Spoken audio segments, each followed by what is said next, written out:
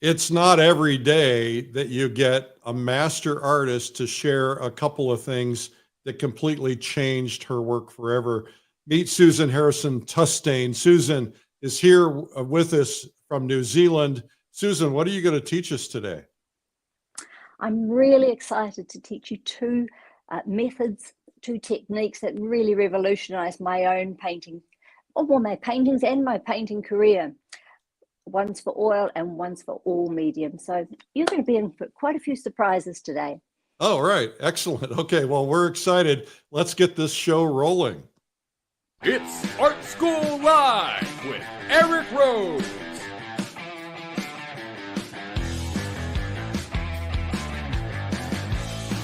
Now, here's your host, Eric Rose.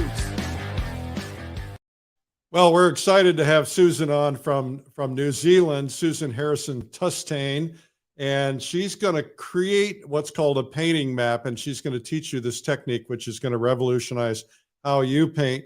Here is some of Susan's work, and as you can tell, she's absolutely a fabulous painter. She's a watercolorist, an acrylic, and an oil painter, and you're going to learn a little bit more about that today, but especially this technique. I will tell you that we have a prize for you in the comments section. If you will make a comment, tell us where you're from.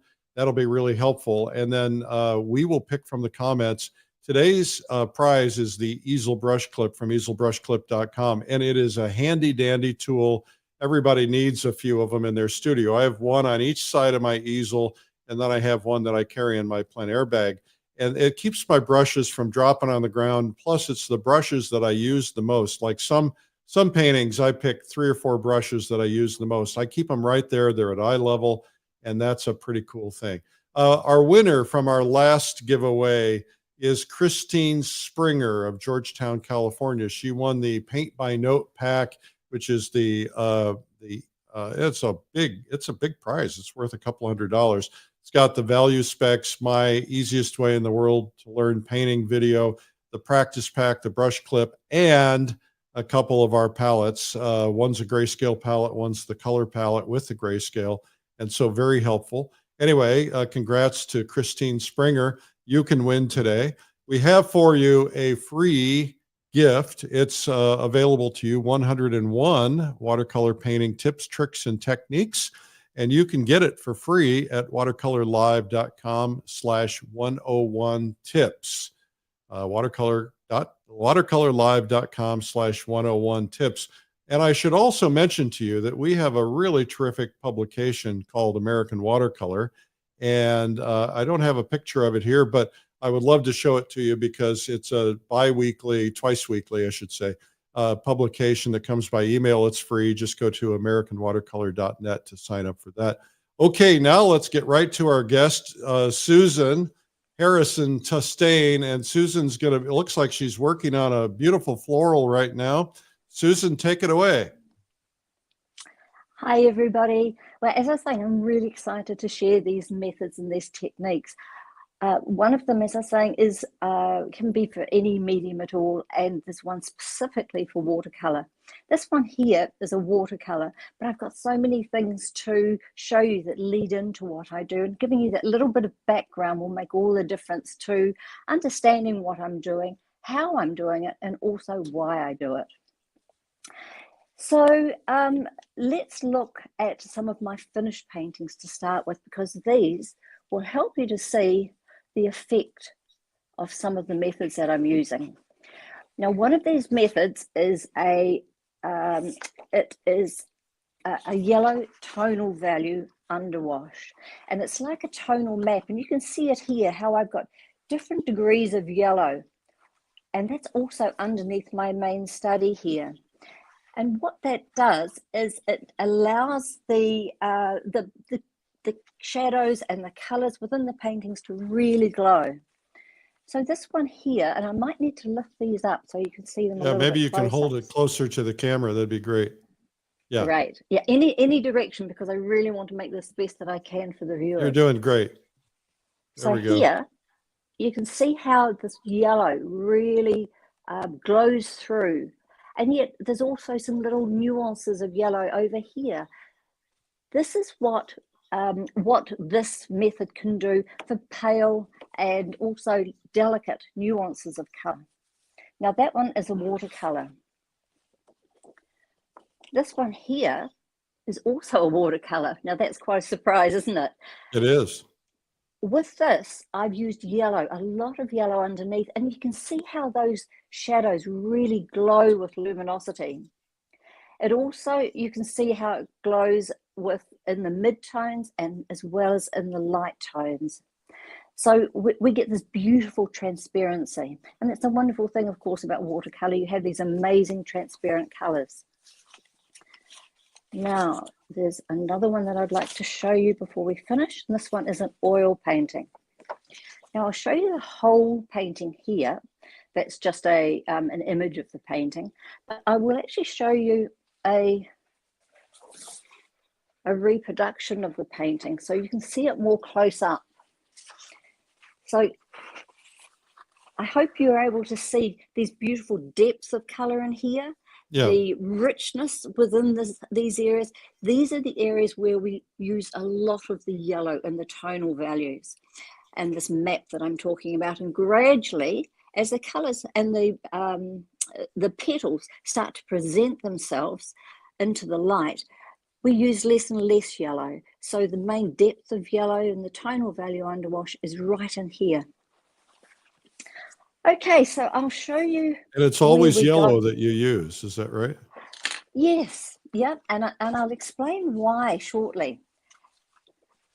Here is an image of a tonal value underwash. Now, the reason I do this is because I want to create a much richer painting, a painting that has a beautiful depth, but it also, quite miraculously, creates a greater sense of presence as well. Not just the glow of colour, but there are many, many wonderful benefits with using these tonal value yellow underwashes. This here is a watercolour, and you can see how I have several different tonal values here, but also on the rose. You can see how the rose is starting to glow. I'll show you how. And so let me just ask a question about that. On the very top of that rose, you've got almost a white, pinkish white petal. Does that have a little bit of yellow under it? Yes, it does, but more in the shadow areas. In the lighter area, that's a really good question. In the lighter areas, I use very little yellow, if any at all. If the highlight is white, then leave it white.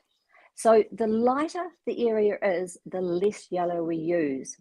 And you don't have to be too particular about putting too much detail. Just be aware of where the highlights are and where the darkest darks are, and then everything else is in between. So it's white through to rich yellow. So you're not doing, I just want to make sure I've got clarity on this for everybody. There's some questions in the comments. It's not just a matter of a tonal wash. It's trying to create the painting in a tonal wash so that you know where the various elements are going to fall, where the lights and darks of the painting are going to fall. You'll make those lighter in most cases. Is that right? Where the darks are going to fall are the deepest, richest, most saturated areas. And where the lights are, they are the lightest areas. Right. And so what we end up with is a tonal value from, like a black and white photograph. This is a black and white photograph of my painting. And you can see how we've got our darkest areas in the shadow areas. And then it comes lighter. And that's what we're doing, except in yellow. Excellent. Okay. So I've been showing you watercolor, but this is the same rose, except it's in oil. It's beautiful. You can see how these methods work in both oil and watercolor. This is just basic block in back here, but I've developed this so that you can see where we go, no matter what the medium. You could do this in acrylic as well as oil, watercolor, and so many other mediums. I originally was inspired to create a tonal value underwash because I studied the old masters and used to work in oils to start with. And I noticed that they used a lot of earth tones when they were creating these tonal value underlayers. And I thought, well, look, I want to experiment because I want to see if I can make my colors really sing. And so I did, and I tried lots of different colors, but I found the yellow was so clean and so fresh. And it really made, particularly my shadow colors, sing with vibrancy. And they had a wonderful naturalistic realism. Wonderful. Now, and also too, it's not just one layer. The first layer you put on will be your lightest, and then gradually as you move forward, you become deeper and darker in the darkest areas where the shadows are. Just like you see here, you can imagine there's maybe 2 washes of yellow on here. There would be 1 wash yellow here, none there. And in these dark areas here, I might have 3 washes of yellow. But as I was saying, there are other things. As this developed, I realized so many things. It gave me a greater sense of presence with the painting, a greater sense of substance. If you're painting skin, for instance, it feels as if you could reach in and touch that skin. If you're, it just gives that wonderful tangibility. So it's more of a translucency for skin. Yeah, and I'm using a wonderful paint. Now, this is the color. Can you hold it up closer to the camera? Sure. It's kind of dark. It's hard to see. Okay. How's that? So this is Aureolin Modern. It's a Sheminka color. You've got to be a little bit careful with colors because sometimes, you know, the names are used interchangeably. One brand might call it Aureolin and it could be a totally different color from another brand. This one here is ideal because it's semi-transparent. It has it's slightly staining, which gives a wonderful glow, and that's important. If you use something that is opaque, the color may sit on the surface of the paper with watercolor, and you really don't want that to happen. But with oils, this is it's another Sheminka brand, another Sheminka paint. This one's the Sheminka Norma, the professional, and it's lemon yellow. This one is not quite as transparent, but it certainly is semi-transparent, but a little bit less than the watercolor. And this one is lemon yellow. And that's ideal too, because that has that amazing glow that we need to just permeate through all our subsequent colors. So when you're doing it for oil painting, do you try to use a transparent oil? Yes, that is the ideal one. This semi-transparent one is the way to go. I'll show you. This is a oil painting on 24 karat gold leaf. And you can see the yellow that I've put underneath here. Now, look at the finished work, and you can see how this literally glows with color. Look at the glow on her face. That's because I've been able to get that yellow underneath, and it gives a real naturalistic depth and transparency and richness to the painting. Isn't it hard to paint on gold leaf? Yeah, it is. It is. Yes, it is. But I love it. I absolutely love it. So you're getting a little bit of a natural yellow tone, and you're getting that almost mirror reflection with the gold leaf because the light is reflecting through the transparency. Yeah, you know, every time with gold leaf, every time you look at it, look at the gold leaf here, and that was in a similar position, but at a different time of day. So the background, which is all gold leaf here, changes with the time of the day, and it just brings beautiful movement. It's such an incredible medium. Now, when as I said, I started in oil painting, and then I thought, well, I'd really love to try and paint in watercolor. And I thought I would really love to be able to create this tonal value map, this underlayer in watercolor. But the problem with watercolor is that the color generally the pigment particles sit on the surface of the paper. And so that presents a problem. If the paint is sitting on top of the paper and we put another wash over top, that's going to lift those particles. And no matter what color we put on top, it's going to mix with them and it's going to sully those colors. So I had to work out a way of creating a tonal value map, just like I've got under here, but be able to do it in watercolor and for the particles not to move. So it took me quite some time, and I had developed my priming method. And this priming method is a 3-step priming method. What it does is I put clear water on my paper and I let it sink in till it's almost absorbed. And I've got an image I can show you. Oh, I hope our next door neighbour's not going to be mowing his lawns. I'm sorry if you could hear that, hopefully not. Now this is my first layer of my priming method. When it goes on the paper,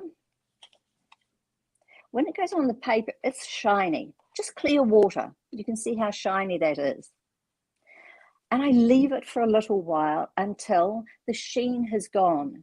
And you can see that there's a slight, it looks like a change in color, but all it is that the layers of the paper are absorbing that water, and they're just slightly raised. The surface is matte. So that's the time to go in with step 2. So step 1 is just a clear water wash over the paper. And I'll just show you that here now.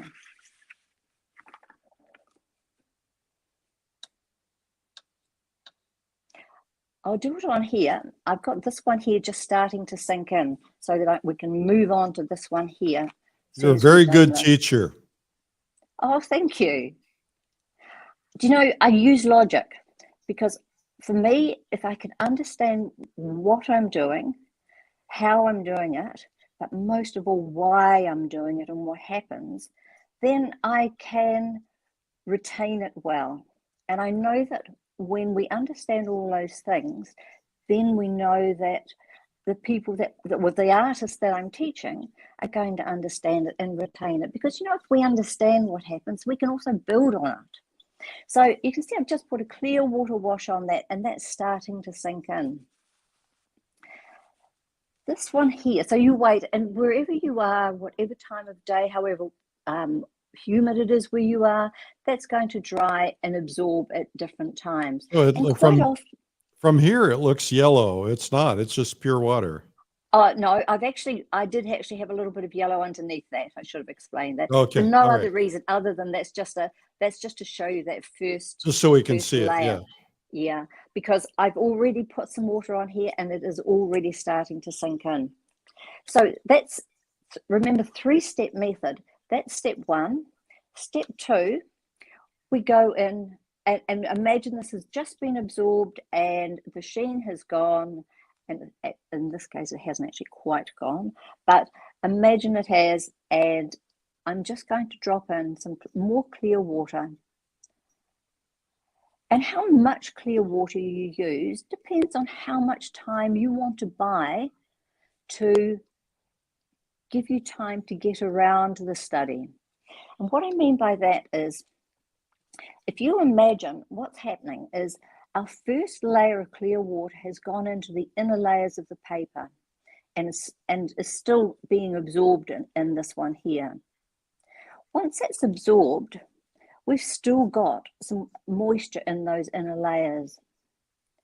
When we come in with another clear water wash, and as I said, you determine how much water you use by how much you want your paint to flow, or how much you want it to stay closest to the brush. The more water we have, the quicker the paint will move and the less control you'll have. And that's a good little phrase that I use. More water, less control.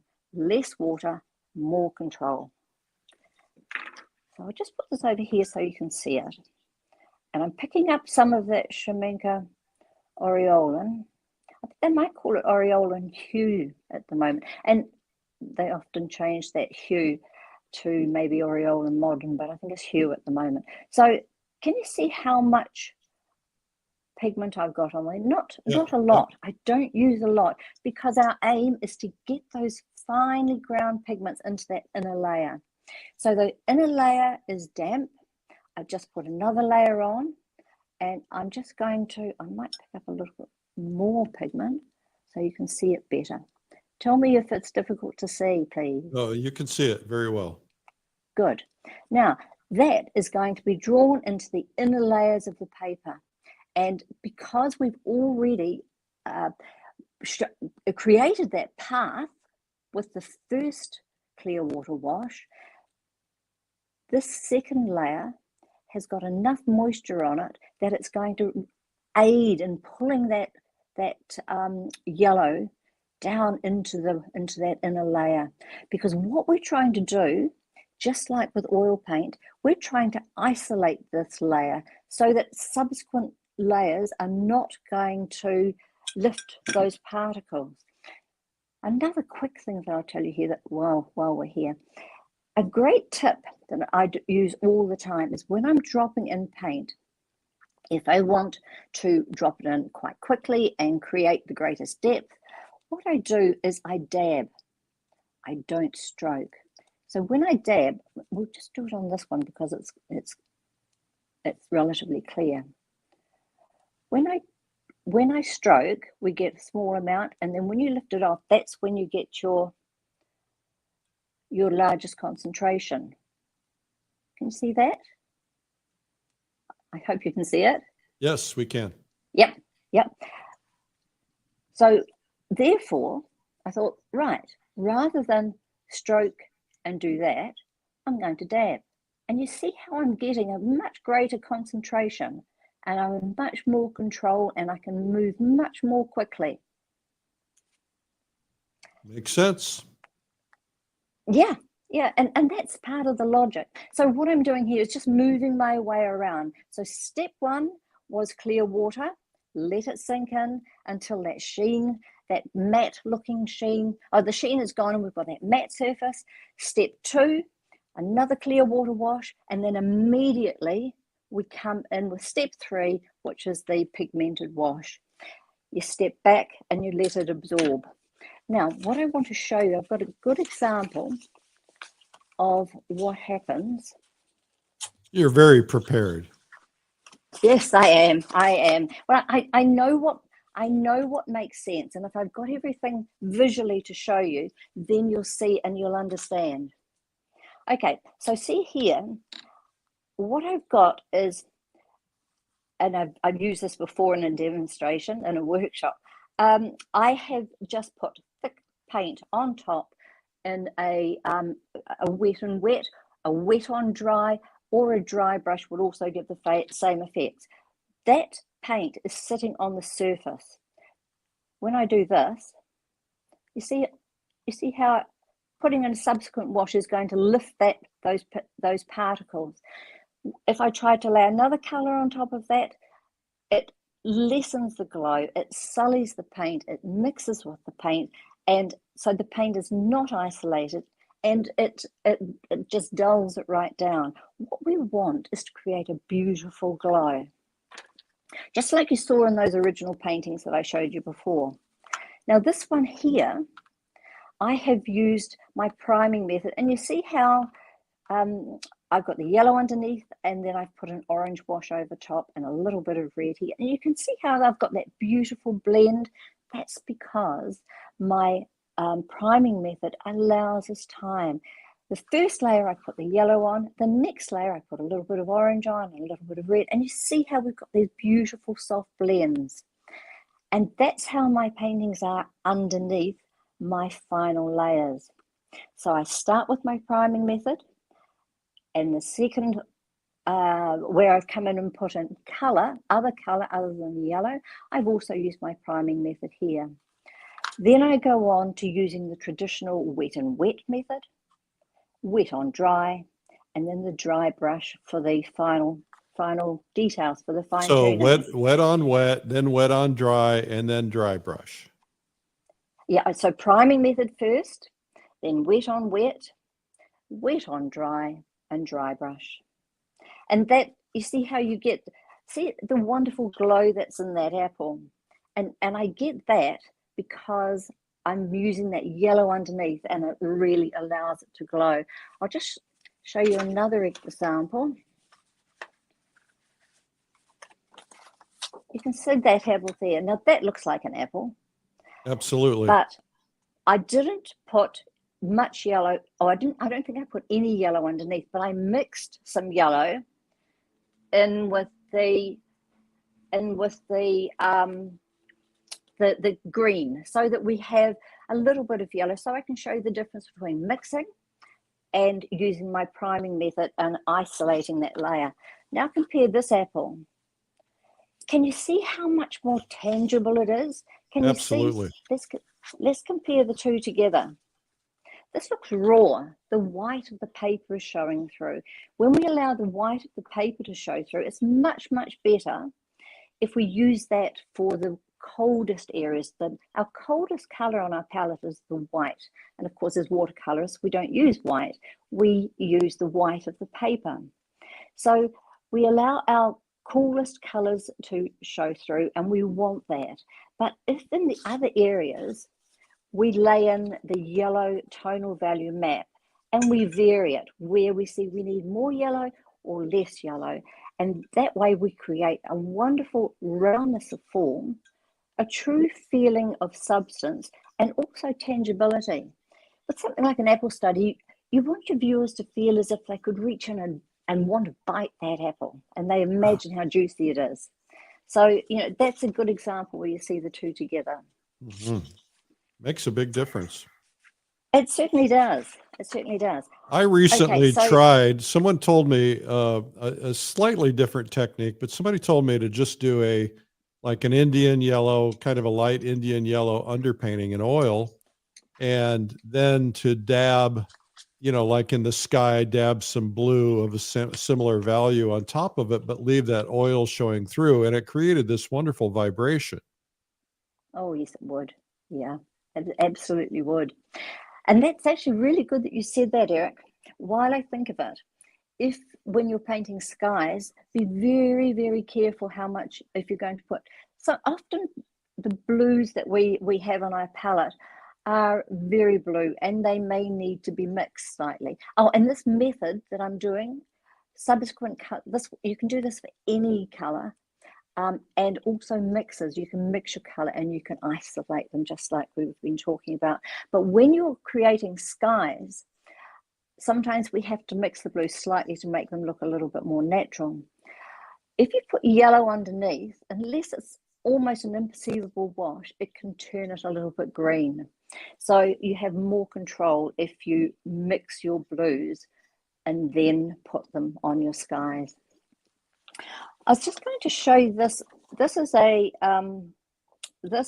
page out of my ebook, and I wanted to show you how this. Hopefully, you can see it. This hollyhock has very little yellow underneath, and I put the shadow on. And can you see how that looks quite dead? The shadow looks dull. Here, I have put more yellow. And it just glows so much more, and it gives a much greater naturalistic realism. So this looks much more natural and much more appealing than this one over here. I think this is a great discovery. I think we should all try it. Thank you. Thank you.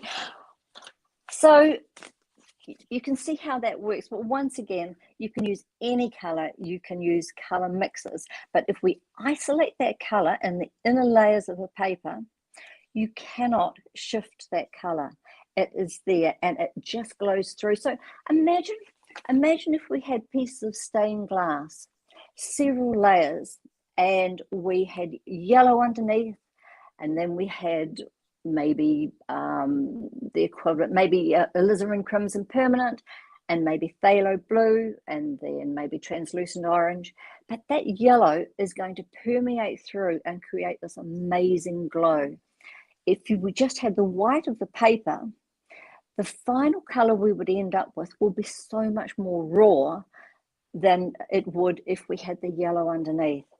And I'm just going to show you just a few more examples. These are some of my really early works, but they really show up what I mean.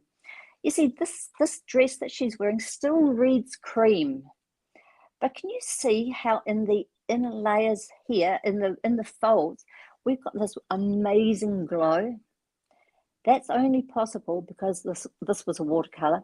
I isolated the yellow. If I hadn't isolated that yellow, that would look much more flat and just wouldn't glow anywhere as well.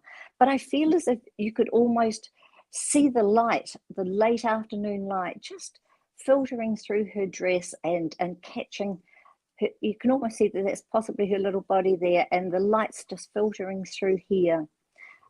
As I was saying, that works so well because of that. You can also use it to create a statement in your painting. You see, all these colors here are relatively dull and they're quite cool. I put a yellow here, underneath here, and quite a strong yellow. I avoided the highlights. Of course, you almost always must avoid the highlights.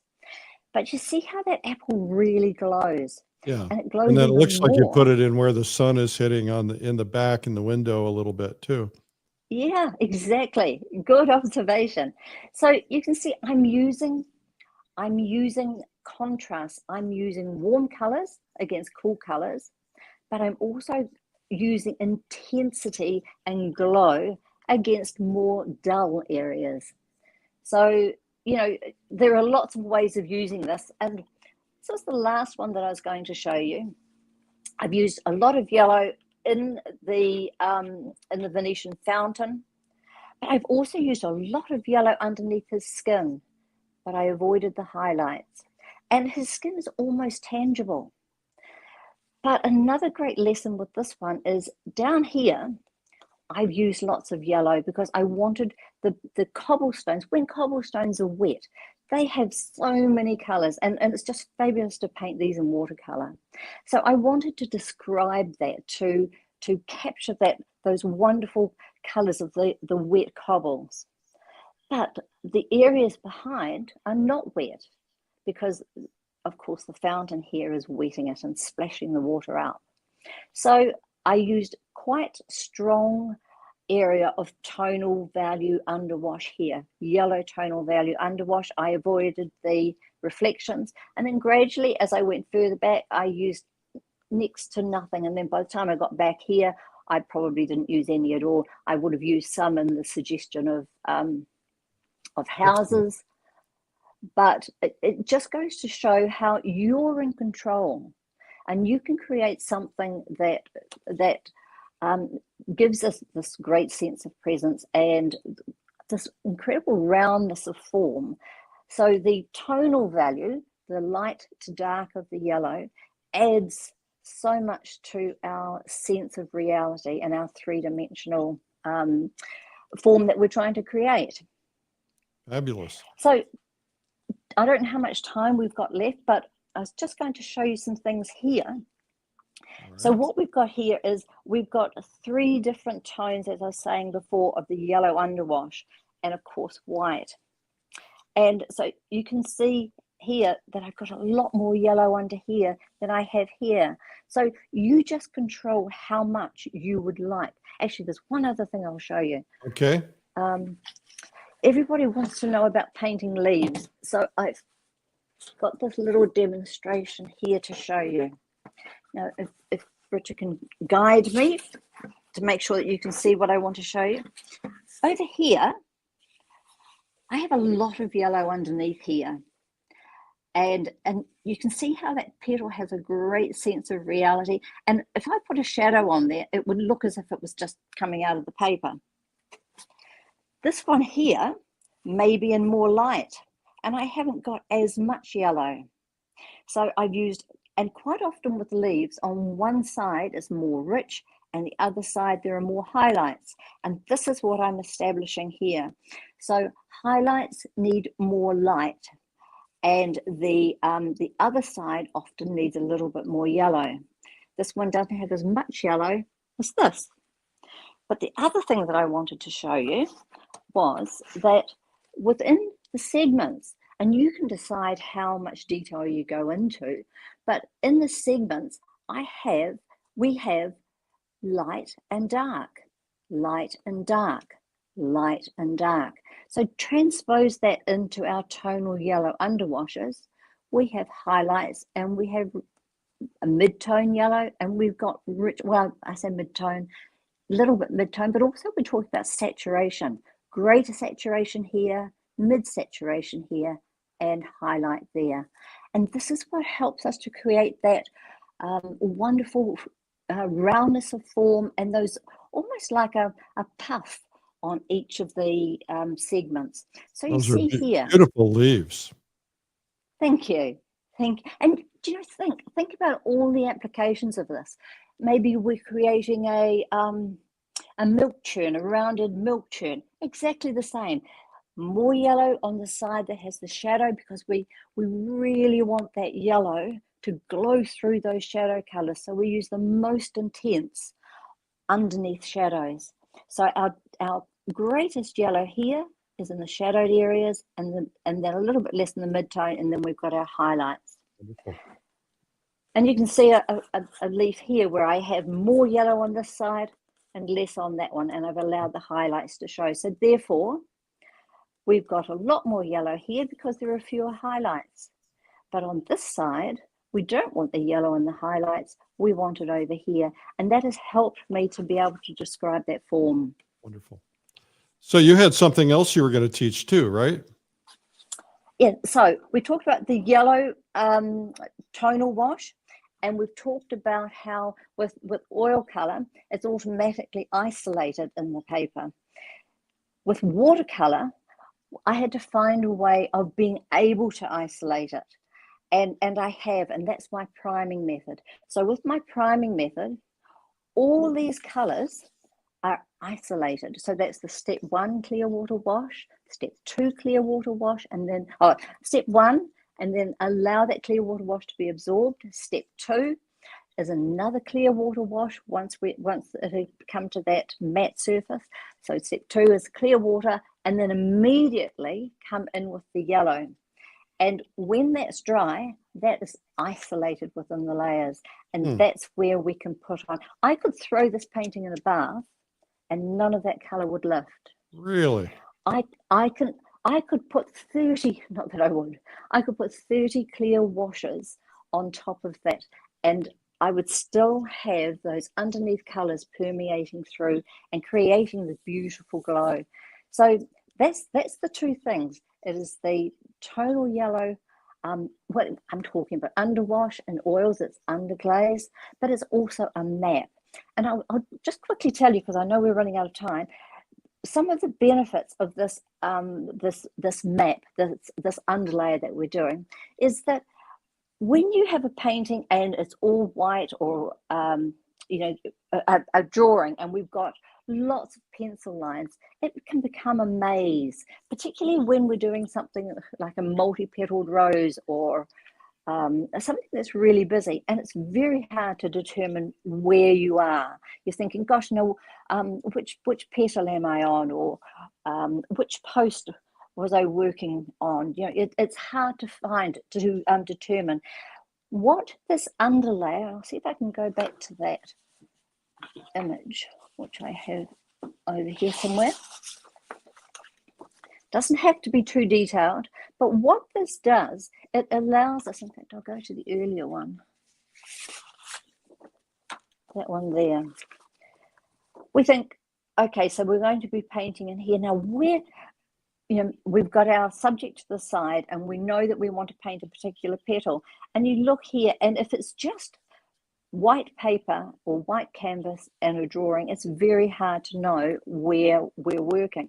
This map allows us to immediately pinpoint where we're working. It takes a lot of guesswork out of thinking, oh, well, look, it's around here somewhere. It might got to be one of these.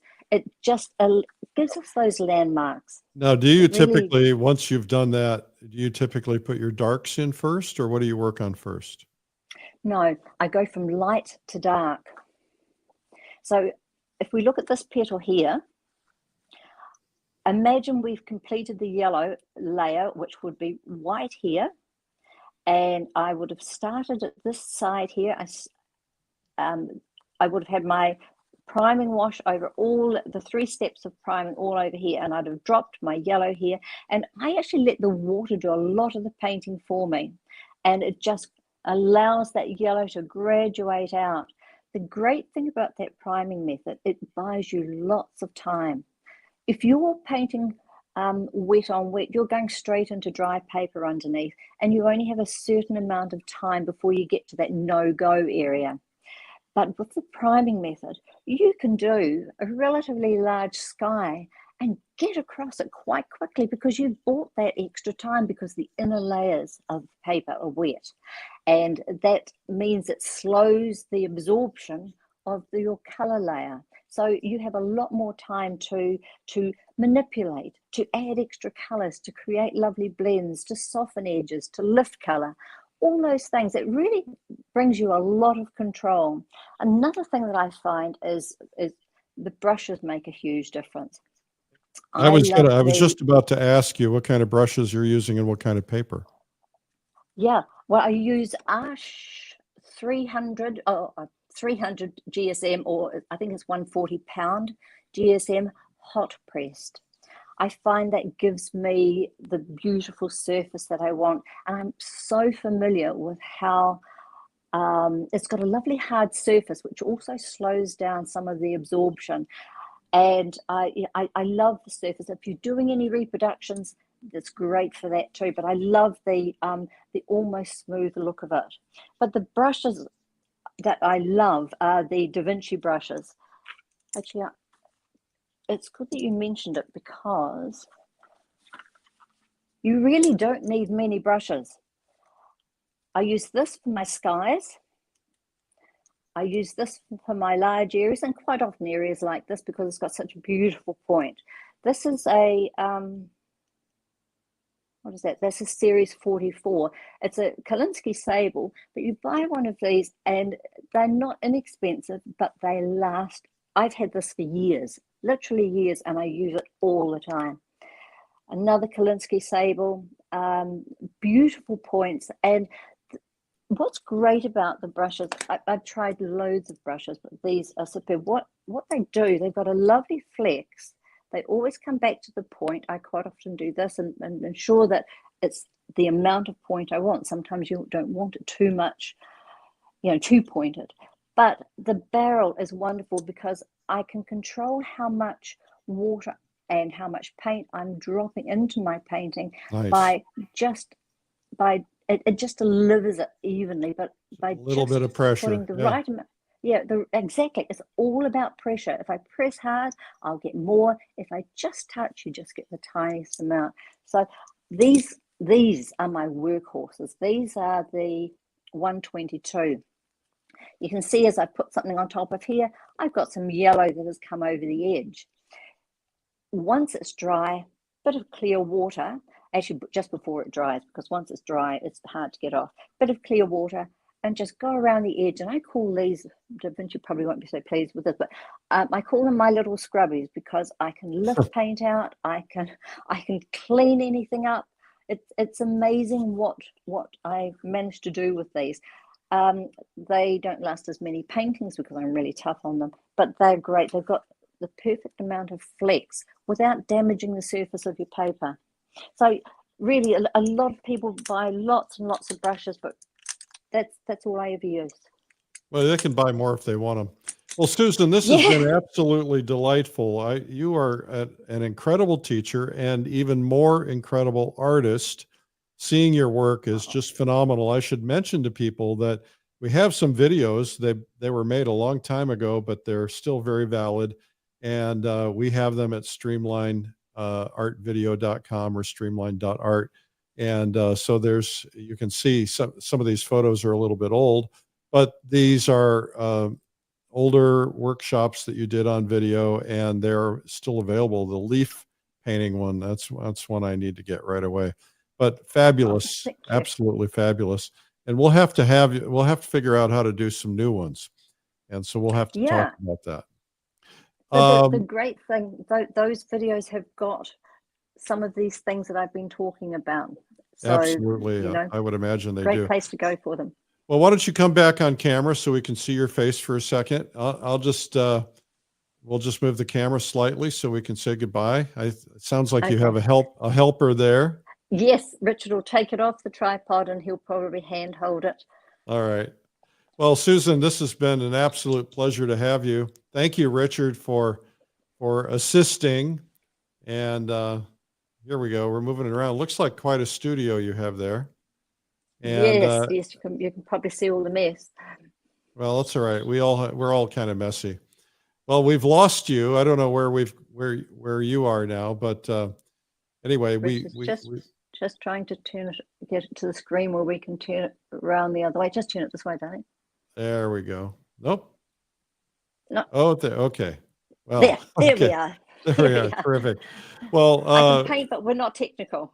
Well, we'll look for an opportunity to, when we get our trip together, we're going to do a trip to New Zealand. So we'll look for an opportunity to connect with you somehow. And you can come paint with us. We'll do a painting trip in New Zealand.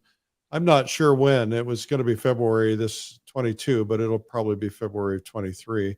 Summertime over there. And that's a lovely time. So we will put your website and your video links in the comments section. And I just want to encourage everybody to visit your website and to look at all your work. It's fabulous, really nice. Thank you so much. Thank you. Thank you so much. It's been a real pleasure. It has been a pleasure. Thank you, Susan. All right. Thank Our you. guest, Bye-bye. Susan Harrison-Tustain in New Zealand. So that's been a real pleasure. I want to remind you that her videos are available. Also, we have a newsletter called Realism Today, and Realism Today comes out weekly right now. It's going to be increasing in frequency soon, but it's about realistic painting. Some of it is tight realism, some of it's loose realism, but it's all realism. And you can get that at realismtoday.com or go to realism.today on Instagram. Speaking of Instagram, you can follow me at Eric Rhodes on Instagram and on Facebook. And we have a lot of new people watching today because of all Susan's friends in New Zealand. Welcome.